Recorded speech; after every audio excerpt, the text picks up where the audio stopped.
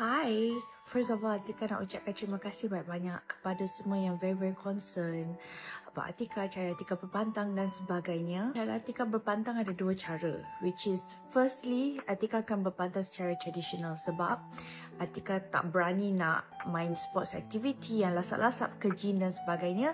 So Atika buatlah pantang tradisional. And then second stage akan ada pantang yang modern lah, di mana dekat situ Atika akan tunjuk Atika pergi gym dan sebagainya. So I'm at this first stage yang Atika pembantang secara tradisional. And question, apa tu soalan yang paling ramai orang tanyalah, kenapa tak ikat rambut? Okay, first of all, hello sister, I dah ikat rambut sepanjang hari. So obviously at night I nak nampak cantik lah for my husband. So I akan blow rambut siap-siap. Setiap kali berpantang tu hanya siang hari saja, pakai bengkung sepanjang hari.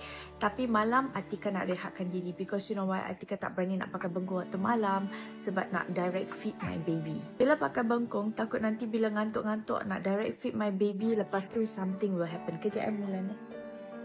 Okay, kenapa tak ikat rambut? Okay, Atika sebenarnya ikat rambut waktu siang hari.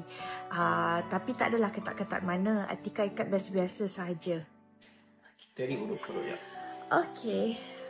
Lagi satu kenapa Atika tak nak ikat rambut ketat-ketat, because kita ada hormon ni. So after bersalin, definitely kita akan ada mengalami masalah rambut keguguran dan sebagainya. So kalau ikat lebih ketat, makin teruklah keadaan rambut. So no way Atika nak ikat rambut ketat-ketat.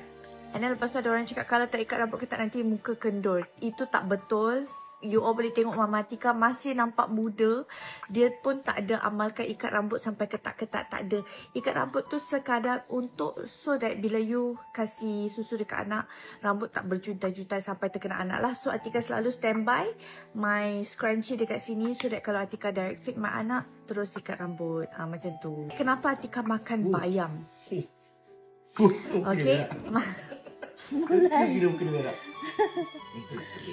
We are so excited. Kita tengah buat urut-urut untuk supaya Mulan senang berak.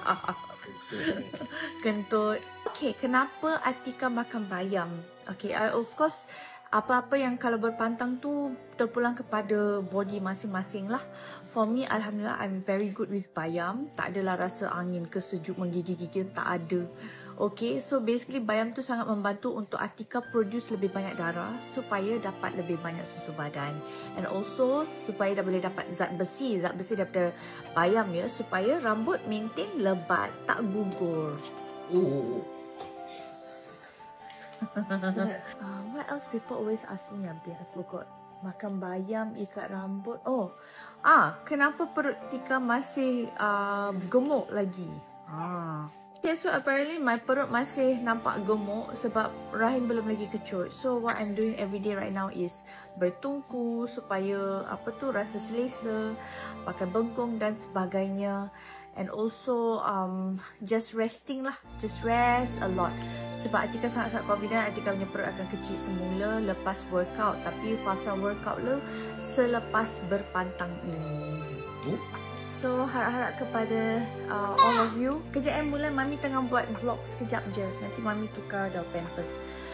Okay, kepada you all, harap we support each other as women. Janganlah asyik tanya kenapa tak ikat rambut, kenapa kenapa perut masih gemuk. Macam-macam lah. So I harap you guys as women support each other. Janganlah bring each other down. And kepada new moms, good luck to all of you.